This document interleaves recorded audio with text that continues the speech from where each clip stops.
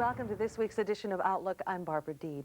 We're very pleased and excited on today's program to devote the whole show to a conversation with the new president of Western Kentucky University, Dr. Gary Ransdell. We'll get up close and personal, find out about his Western experience, and also his plans for the future of Western Kentucky University. And now sit back and enjoy a conversation with Dr. Gary Ransdell.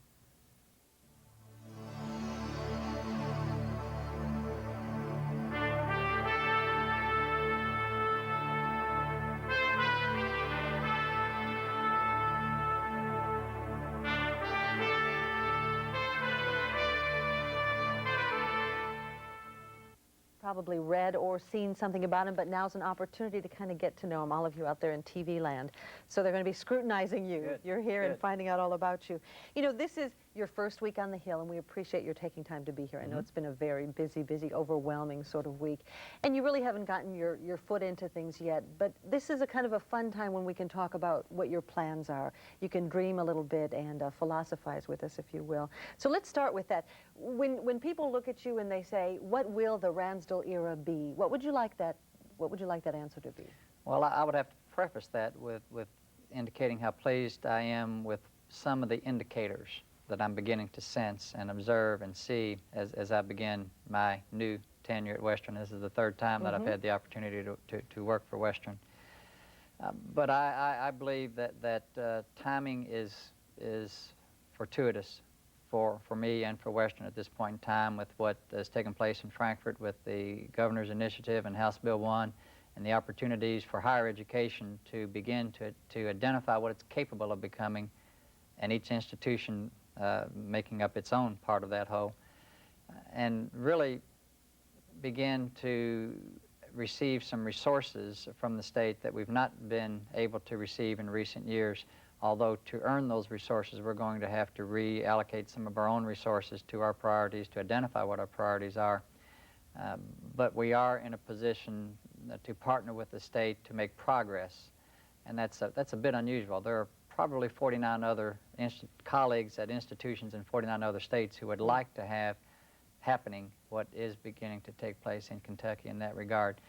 That's a good time. I see positive things. I see a faculty and a staff and an administration and a constituency, by and large, that is hungry for Western to achieve its potential. We're first going to have to identify what we collectively believe that potential to be, and then be about the business of charting the course to achieve it. And I've got some thoughts in that regard. So the Ransdell era would be charting that course, or hopefully achieving? We will chart that course in a fairly expeditious time frame over the next few months. But I would hope that sometime within the next 3 to 5 years that people would begin to identify that Western has achieved national prominence in selected programs. Now we will have to determine what those programs will be, and I think we probably have 8 or 10 academic programs and a few administrative programs where we do have the potential for national recognition. I think we can achieve national prominence for our quality of teaching at the undergraduate level, our quality of instruction. I believe we can fulfill our statewide potential for faculty-student relations, which have historically been strong, but I think that's something that we can begin, that we can further develop our reputation for. A quality of faculty, the character of this campus is something that Western has historically been known for that has waned a bit in recent years. I think that's something we can restore. You will not hear me say the word regional very often, because I don't want there to be anything regional about Western except for our responsibility as part of our mission to provide economic development and enhanced quality of life for South Central Kentucky. That is part of our mission, and that is a regional responsibility. But in terms of the ambition of our faculty in every department, and our administrators and our administrative units, everything from our best teachers and researchers to our athletic personnel, we need to have a greater aspiration, and we need to not be satisfied to be compared with anything other than the best institutions in what we do on a day-to-day basis. Now, we're not a major research university, and I don't intend for us to change our mission to become a major research university, but I do intend, when our mission is undergraduate teaching or whatever it might be, for us to strive to compete with the best institutions at what we do and what we're expected to do. You know, the Higher Education Reform Act opened the doors, as you mentioned, in a lot of ways. It's a good time to be a part of post-secondary education. But in so doing, it's also pigeonholed, and you'll pardon that term, certain universities. Right. In other words, Right. you're going to be the research institution, Right. you're going to be Right. there. Does that limit us? Oh, I think it limits us to the extent that we may not be able to access some of there are 6 incentive investment funds, and we may not be able to access 1 or 2 of those funds in the same manner that University of Kentucky or University of Louisville might be able to access those funds. On the other hand, they won't be able to access some of the funds that are devoted to what the Council on Post-Secondary Education has referred to as the regionals. And I don't like that term, but that's the term that they use. But within our own capacity, within our own means, we have if we have the willingness to look beyond what has been our traditional boundaries, then I think and not everything is tied to resources. You're right, we cannot access all of the resources that are being made available, but we will know what our capacities are. The one thing that concerns me that actually we've made some recent progress on is zeroing in on one center of excellence that we will attempt to achieve national prominence with that particular center. We've now been able to get the CPE to think about maybe 3 or 4 potential centers of excellence, and that's much more realistic, because if we have the opportunity to receive significant funding and it's all focused on one center of excellence, we may have a situation where we receive a large influx of funds, comparatively so, that's larger than perhaps the budget of that particular academic unit. And then if we've got to match those monies by reallocating funds from elsewhere in the university to that unit, then all of a sudden you might have 2 or 3 times the budget for that one unit. And money isn't the only way to achieve national prominence. It helps. It helps you do some things that you may not have had the capacity to do before. But it starts with the quality of our faculty and the quality of our students and the quality of work that they do, and you can't buy intellect. Well, maybe you can in some cases, but we're not going to go out and be able to hire a lot of new faculty with the money we get from the state. We're going to go with what we've got by and large, and we're going to use those resources to enhance what we are doing in selected areas. In time, we'll be able to get some private support to endow some chairs, create some scholarships, and have some incremental growth in that regard. You talked about the regional aspect, and you've been quoted as saying you want to think more nationally, certainly act regionally, but think nationally. Now, how do we go about doing that?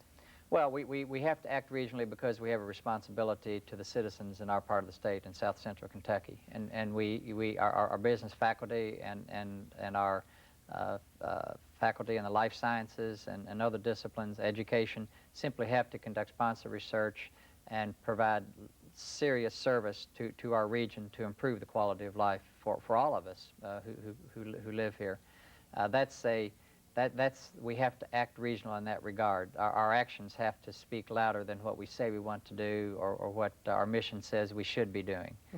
That manifests itself in performance and impact in our region. That's how we have to act regionally. But we've got to think bigger than that. We've got to think as though we can compete with any institution for a federal grant, which is evidenced by what our Head Start program received just a few weeks ago.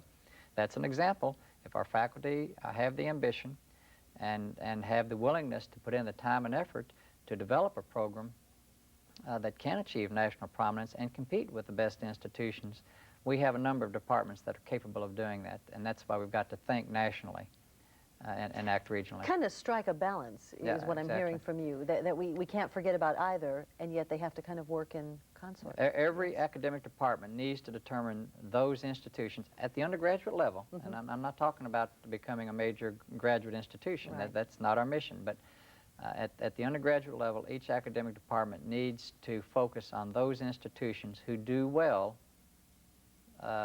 who are nationally recognized in that discipline, and learn from them.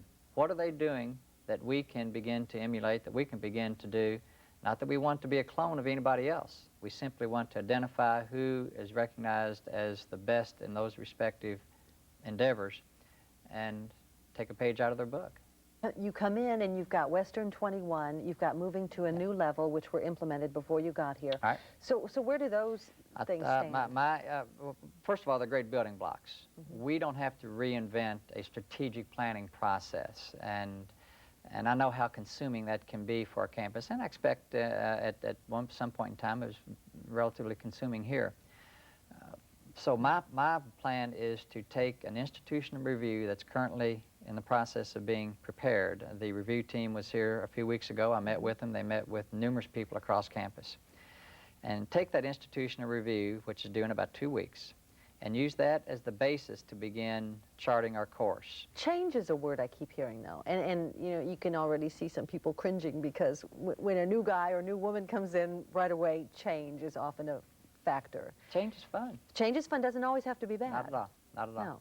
No, I'm not interested in change for change's sake, but I don't think the Board of Regents or anybody hired me to sustain Western as it is today. And I don't think any of our constituents, or really any of our faculty or staff, would want Western to sit still and be 5 years from now or 10 years from now exactly what it is today.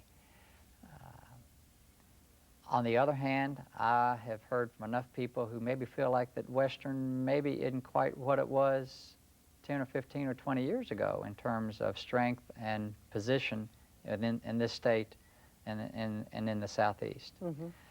So in some ways there's some catching up to do. In other ways there's not being preoccupied with learning from the past, but not being preoccupied with the past or the present. What is it that we want to be as an institution, and how are we going to get there? And that will require some change. Change is a good word. Change is a constructive word, is a positive word, and I find Western's cup to be absolutely half full. There's nothing half empty about it. I've heard that you're looking forward to the 1998 session of the General Assembly. Yes. Not a lot of people look forward to that. Some just can't wait. You're one who's looking forward to it. And that is, we all know that it's now, I want to stop short of saying it's a political game, but one has to know where that fits in the big picture. And it's critical. Well, it is critical, but an awful lot of work is being done right now. Barbara Birch has done an excellent job of communicating with the Council on Post-Secondary Education as it has achieved definition in recent weeks and months. I've met with CPE one time. Within the context of the variables of House Bill 1, we are doing the things with the other campuses to define what we are going to come out of this session with. We want to ensure the funding for our communications and technology building. We want to ensure new money for deferred maintenance, and we know we're going to have to match some of that, and we've identified how we're going to do that. I would like several $1 million for deferred maintenance for this campus. I would like an $18 million building for technology and communications, and you notice I'll interchange the order of those words because I'm not I've already been told when I call it technology and communications, somebody in the communications area tells me to switch it. So the point is, we need that building. It's an important part of our curricula. It relates to some of our centers of excellence in journalism and photojournalism, and it's one of the means to help us get there. It's a perfect fit for House Bill 1. Our highest off-campus priority is Glasgow. I don't know that we're going to be able to get funding for a new building in Glasgow, but that building is in deplorable shape, and we're going to attempt to do that, but we're going to need their help locally to do that as well. But it's in the heart of our service area, and that's important. We may have a chance to do some things in Elizabethtown and perhaps even Owensboro. I'll learn more about that in the weeks ahead. But there are some things we want to come out of this session with, both legislatively and financially. I'm fortunate to have received an invitation by the House and the Senate to do a reception in the Rotunda area on the second day of the General Assembly on January 7. And Steve Henry, the Lieutenant Governor, has offered to do a function in his home, in the Lieutenant Governor's mansion, for our constituents in the Frankfort-Lexington area early in the legislative session. So I'm beginning to think about how we're going to address governmental relations as an institution, because we are not as proficient in that regard as some of the other campuses, and we've not been as aggressive or as had quite the presence in Frankfort that some other institutions have had, and we're going to correct that this session. Also, you've been credited in your career experience with your abilities at fundraising. Certainly, you draw to the, I mean, it's important to have the state funding, the state support, and all that behind you, but private funding is also critical. It's the margin of excellence for us. We're going to get some money from the state, but it's not going to be significant incremental growth. And what new money we do get from the state is going to be focused on a particular center of excellence. Therefore, most other academic departments probably won't benefit from that. And if we get a building, if it has technology as its theme, a lot of academic departments will benefit from that, not just journalism, photojournalism, or communications disciplines. But by and large, the new money we get from the state is going to be focused on specific programs. Now, private support, by and large, is also focused on specific programs, but it's within our capacity to work within the philanthropic potential of our constituency to impact as many departments and as many faculty positions and as many scholarships and as many brick and mortar initiatives and as much unrestricted support as we can. And now most private gifts, especially when you're talking about capital gifts from endowment, are targeted for a specific part of the university, a specific thing, an endowed chair, a scholarship, a building, whatever the case might be. But the accumulated effect of many of those kinds of gifts does help an institution move forward and does provide that incremental growth, that margin of growth that we're capable of achieving. We've spent 91 years cultivating our constituency without being particularly assertive in seeking their tangible assistance. Now's time for some reciprocity in that regard, and we will be thoughtful. We're not ready yet. We have a ways to go. We have a long way to go before we're ready to engage in a major capital gift development program.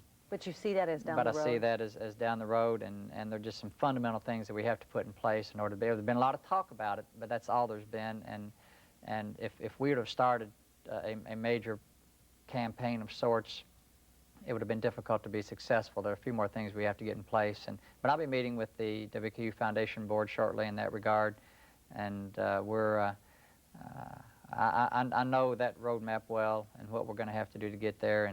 And we have limited potential, but we do have potential that we've not realized. And I'm excited about the opportunity to roll our sleeves up with our constituency leaders and do that. We have some education. We have to learn the difference between an annual gift and a capital gift.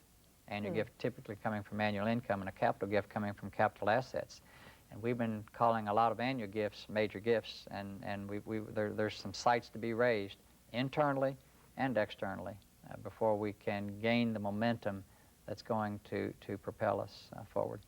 Wax philosophical with me for a moment. What's it take to be a good leader? What are some attributes of a good leader? Well, we've talked about some of them. Listening and getting enough information so that you have some basis to trust your instincts. You know, that's interesting. In some of the literature I've read about you, because that stood out to me, I mean, like bold. You talk about the skills and instincts to move forward, you know, that have prepared you for this position. And that's critical, instincts. So you rely on that a lot? You have to, but that has to be based on something. You have to do your homework, and you have to have enough of an instinct to know when enough information is enough to make a decision and move. It's been my observation that there's been a somewhat of a reluctance in the last 10, 15 years perhaps at Western that maybe we spent too much time thinking about it and talking about it and planning on it and not much time getting it done. Gotcha. And so you have to have some sense of when is enough information enough to go do it. To move, yes. And that's what I feel like I have an instinct for, if you will.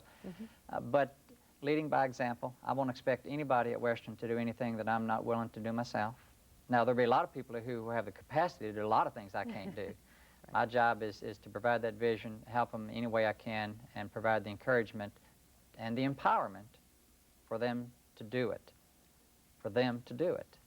And I'm looking for those people who aren't sitting around waiting for me to tell them to do it, that will feel the empowerment and have the incentive to get it done. And those are the people that we're going to rely on and really gain some self-actualization in the process. in their mind and in my mind as we do it together. Nobody works for anybody else. We all work for Western. And that's the way we've got to look at it. We've got to look at this as one family and one team, and what one person does, and they may be in the lowest paid job on campus, but they've got a contribution to make, and they need to take pride in it and do it well. And if the lowest to the highest paid has that same philosophy, we're gonna have some fun. And it is going to be fun. Sure. It's got to be fun. It's got to be enjoyable. And I want to see a lot of smiles, but I want to see some confidence and some ambition among our people, internally and externally, that together we can achieve some exciting things for Western.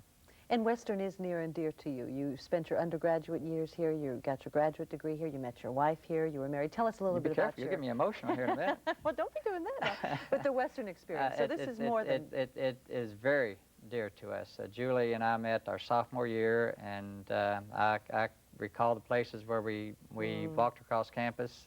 Our first date wasn't really a date. It was just a Sunday afternoon where I had met her and made the mental note that I'm going to call her.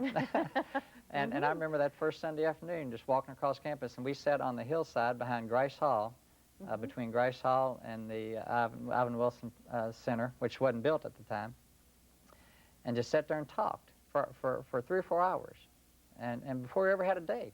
And it was just a great connect, and we didn't have any money, so that, we did a lot of dating that way, just around this campus. And we got married in the middle of our senior year, and she went to work to put me through the rest of my undergraduate degree and master's degree, and then she went back and finished up when I started working in what was university relations and admissions function, student recruitment.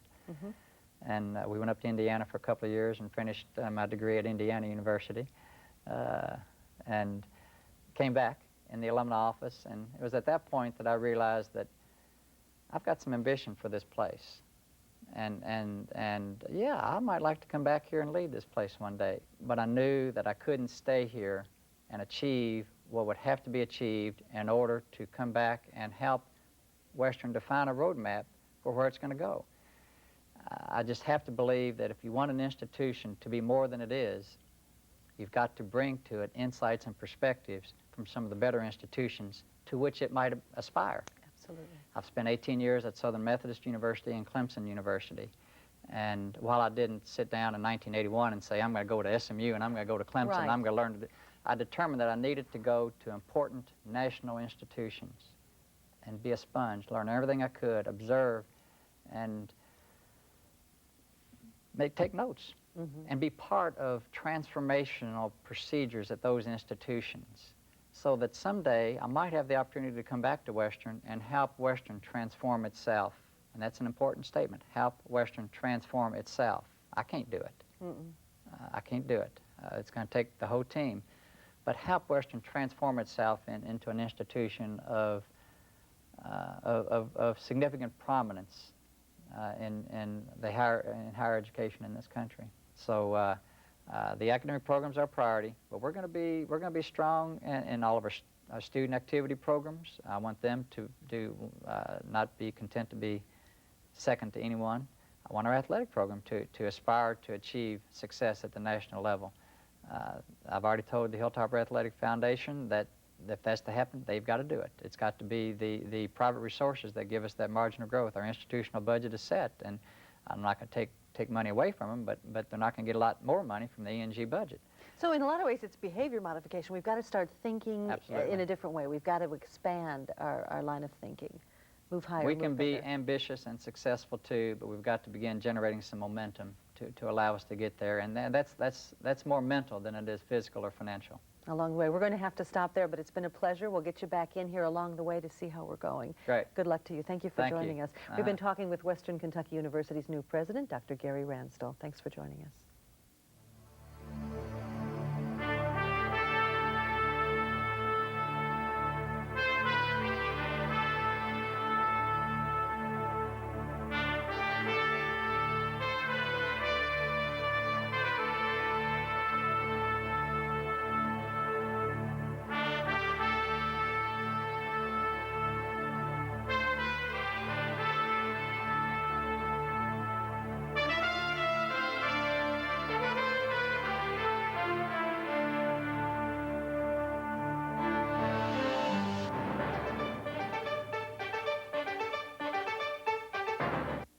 If you have comments or suggestions, or you've got an idea for a future show, let us hear from you. You can write, call, or email us at the address on the screen. Until next time, thanks for joining us.